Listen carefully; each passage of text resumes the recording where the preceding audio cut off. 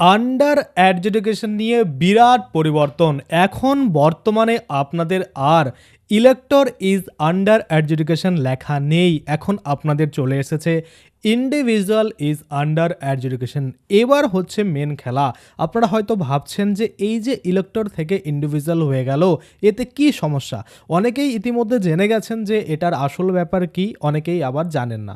কেননা এই যে এসআইআর প্রক্রিয়া, এটা কিন্তু প্রত্যেকটা মানুষের কাছে যতটা ইজি মনে হয়েছিল ততটা কিন্তু ইজি কাটেনি।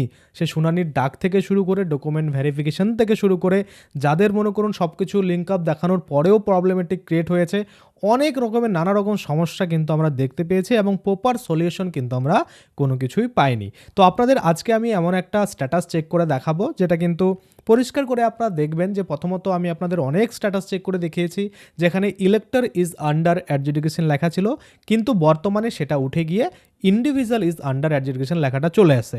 তাহলে আপনারা ভাববেন তাহলে এই পরিবর্তনের ফলে কি হচ্ছে, আপনাদের নাম কি তাহলে বাদ পড়ে যাবে? এবার এখানে একটা কিন্তু রয়েছে বা এখানে একটা বোঝার কিন্তু ব্যাপার রয়েছে, সেটা আপনাদের বুঝতে হবে। কি বুঝতে হবে আমি আপনাদের পুরো একদম এক্সাম্পল সহ কিন্তু বুঝিয়ে দেবো। অবশ্যই আপনারা ভিডিওটা প্রথম থেকে শেষ পর্যন্ত দেখবেন, তাহলেই বুঝতে পারবেন। তো সবার প্রথমে আমি আপনাদের দেখাতে চাইবো যে স্ট্যাটাসটা আমি খুলে রেখেছি আপনাদের সামনে, আপনারা দেখতে পাচ্ছেন পরিষ্কার করে। এখানে search your name in voter list, এই জায়গাটা থেকে কিন্তু ভোটার কার্ড নাম্বার দিয়ে সার্চ করেছে এই ব্যক্তি। এবং তারপরে আমরা দেখতে পাচ্ছি নো ইউর পোলিং স্টেশন, এটা নো ইউর এমপি এমএলএ এগুলো রয়েছে। তো এখান থেকে আমরা ভোটার লিস্ট ডাউনলোড করতে চাই বা দেখতে চাই যে স্ট্যাটাস কী রয়েছে, তাই না? তো সেক্ষেত্রে এখানে দেখুন কয়েকটা অপশন দিয়েছে, যেমন সার্চ বাই ভোটার আইডি বা ইপিক কার্ড, যেটা আমরা জানি ভোটার কার্ড নাম্বার দিয়ে। এবং এখানে যদি আমরা দেখি সার্চ বাই ডিটেলস দিয়েও আমরা সার্চ করতে পারবো। এবং সার্চ বাই মোবাইল, অর্থাৎ আপনার যদি ভোটার কার্ডের সাথে মোবাইল নাম্বার লিঙ্ক থাকে তাহলে সেটা দিয়েও আপনারা সার্চ করতে পারবেন। এবং আরও একটা জিনিস, সেটা হচ্ছে কিউআর কোড। আমরা দেখি ভোটার কার্ডে কিন্তু আমাদের কিউআর কোড থাকে, তাই না? নতুনগুলোতে কিউআর কোড আসছে, পুরোনোগুলোতে কিউআর কোড নেই। তো এই কিউআর কোড আপনারা যদি স্ক্যান করেন সেটা দিয়েও কিন্তু আপনারা, বা বারকোড যেটাকে বলছে, সেটা দিয়েও কিন্তু আপনারা দেখতে পাবেন ডিটেলস। তো এই ব্যক্তির ক্ষেত্রে দেখুন ভোটার কার্ড বা এপিক নাম্বার যেটা, সেটা দিয়ে কিন্তু দেখেছে এবং সেটা দিয়ে সার্চ করার পরে এই ইলেক্টর যে রয়েছে বা এই যে ভোটার রয়েছে, এই ভোটার কিন্তু আর ভোটার নেই। কি হয়ে গেল দেখুন, এখানে পরিষ্কার করে দেখতে পাচ্ছেন। আগে দেখাতো ইলেক্টর ইজ আন্ডার অ্যাডজুডিকেশন, কিন্তু বর্তমানে দেখাচ্ছে যে ইন্ডিভিজুয়াল ইজ আন্ডার অ্যাডজুডিকেশন। এবার আপনারা বলবেন এতে সমস্যা কি, মানে এ কি নাম ফাইনাল লিস্টে উঠবে না? হ্যাঁ, ফাইনাল লিস্টে উঠবে কি না সেটা মনে করুন যে ভেরিফিকেশন বলবে, তাই না? যে ভেরিফিকেশন বর্তমানে চলছে, যে সাপ্লিমেন্টারি লিস্ট দেওয়া হচ্ছে, সেই লিস্টটা যখন বেরোবে তখন বোঝা যাবে এই ব্যক্তি পাবে কিনা। কিন্তু এই বর্তমানে ইন্ডিভিজুয়াল ইজ আন্ডার অ্যাডজুডিকেশন এবং ইলেক্টর ইজ আন্ডার অ্যাডজুডিকেশন, এটা বলতে কি বোঝানো হয়েছে সেটা যদি একটু আমরা দেখে নিই। কারণ এখানে দেখুন শুনতে বা দেখতে অনেকটা সিম্পল মনে হলেও এখানে কিন্তু অনেকটা ক্রিটিক্যাল বিষয় রয়েছে। কি ক্রিটিক্যাল বিষয় রয়েছে দেখুন, আমরা কি জানি ইন্ডিভিজুয়াল একক ব্যক্তি, অর্থাৎ একজনকে বোঝানো হচ্ছে, আমাকে বোঝানো হচ্ছে। ধরুন ইন্ডিভিজুয়াল ইজ আন্ডার অ্যাডজুডিকেশন, আমি আন্ডার অ্যাডজুডিকেশনে রয়েছি। ইলেক্টর ইজ আন্ডার অ্যাডজুডিকেশন, সেটা কি বলছে, এই যে ভোটার, ইলেক্টর মানে কি ভোটার, সেই ভোটার কিন্তু আন্ডার অ্যাডজুডিকেশন রয়েছে। এবার যখনই ইলেক্টর কথাটা সরিয়ে দিয়ে এখানে ইন্ডিভিজুয়াল কথাটা অ্যাড করা হয়েছে, তার মানে কি বোঝাতে চেয়েছে সেটা আপনারা একটু ভালো করে বুঝুন। যখনই ইলেক্টর কথাটা উঠে গেল, ইন্ডিভিজুয়াল কথাটা চলে আসলো, তার মানে এটাই যে নির্বাচন কমিশন কিন্তু পরিষ্কার করে মেনে নিয়েছে যে আপনি ফাইনাল লিস্টে উঠবেন কি উঠবেন না সেটার কোনো গ্যারেন্টি নেই। কেন গ্যারেন্টি নেই? যদি গ্যারেন্টি থাকতো তাহলে ইলেক্টর ইজ আন্ডার অ্যাডজুডিকেশন লেখাটাই থাকতো। সেটা তাদের ফল্ট, প্রথম থেকে কিন্তু ইলেক্টরভাবে দেখিয়েছে, পরবর্তীতে দেখেছে যে না, ইলেক্টর তো ইনি নয়। যদি বাংলাদেশি কোনো মানুষ ভোটার লিস্টের নাম তুলিয়ে থাকে, তার যদি ইলেক্টর ইজ আন্ডার অ্যাডজুডিকেশন থাকে, সেক্ষেত্রে বোঝায় যে এই ভোটার বর্তমানে আন্ডার অ্যাডজুডিকেশন বা বিচারাধীন রয়েছে।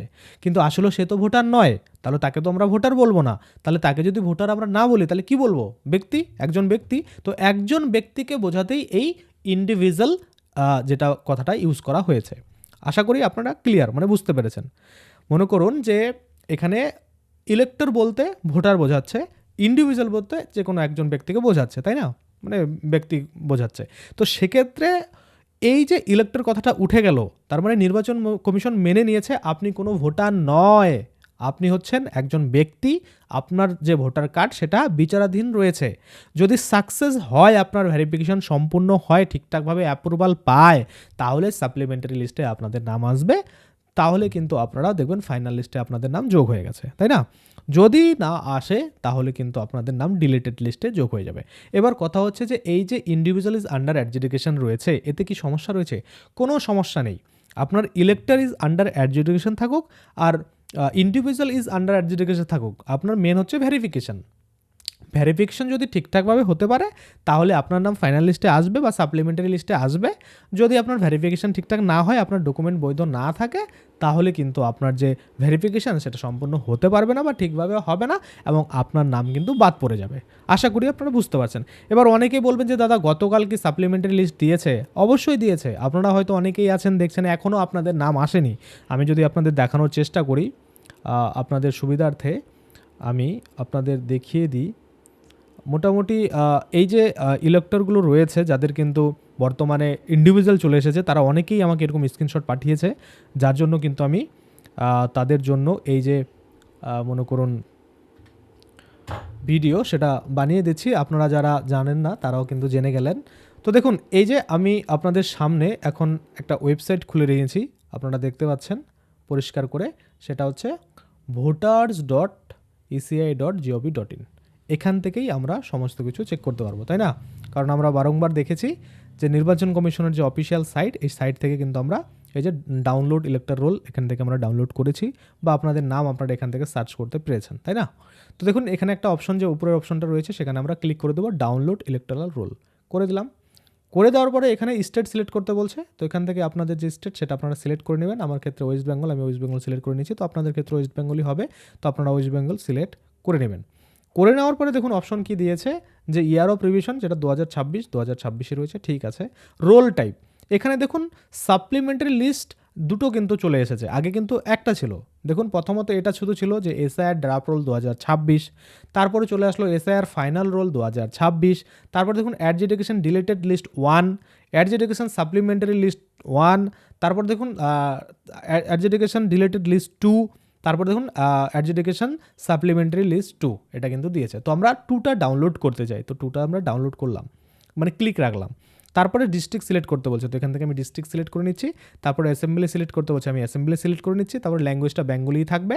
তারপরে এখানে যে ক্যাপচা কোডটা আমরা দেখতে পাবো, আমার ক্ষেত্রে যেমন আমরা দেখতে পাচ্ছি M8 6G, তারপরে ZX হয়ে গেল, এটা দিয়ে দিলাম। তারপরে এখান থেকে আপনারা যারা ফুল ডাউনলোড করতে চান তারা কিন্তু মনে করুন ফুল এসির যারা ডাউনলোড করতে চান সেখানে ক্লিক করবেন। আমি এইটাকে এই দিক করে দিচ্ছি।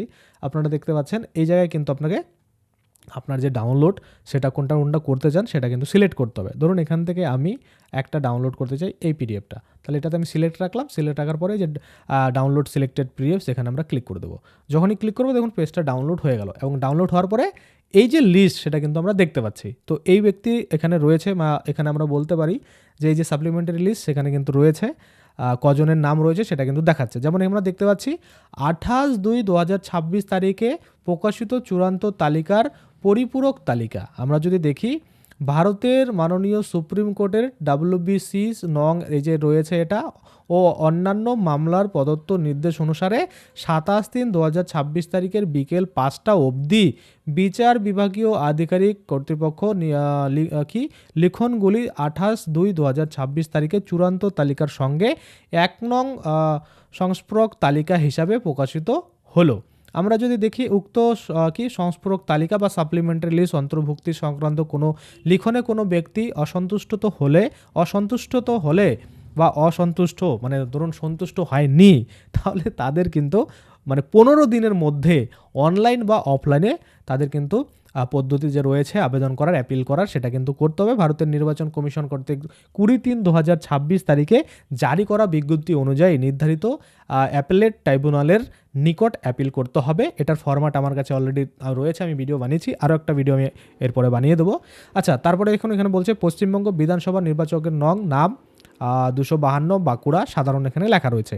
তো এখানে আমরা দেখতে পাচ্ছি পরিষ্কার করে যে অনামিকা আচার্য যে রয়েছে ওনার নাম কিন্তু এখানে এসেছে, এবং আমরা দেখতে পাচ্ছি স্বামীর নাম মধুসূদন আচার্য, এখানে আমরা দেখতে পাচ্ছি ফটো উপলব্ধ রয়েছে সেটা বলছে।